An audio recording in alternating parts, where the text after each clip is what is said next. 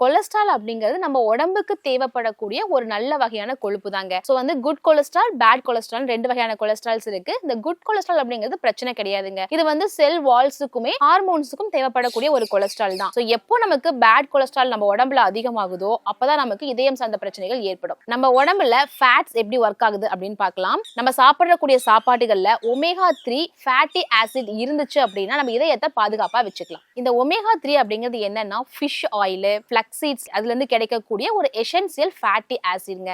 So வந்து இது என்ன பண்ணும் அப்படின்னு பாத்தீங்கன்னா பேட் கொலஸ்ட்ராலை வந்துட்டு ரெடியூஸ் பண்ணும், பிளட் ஃப்ளோ நல்லா இம்ப்ரூவ் பண்ணி கொடுக்கும்.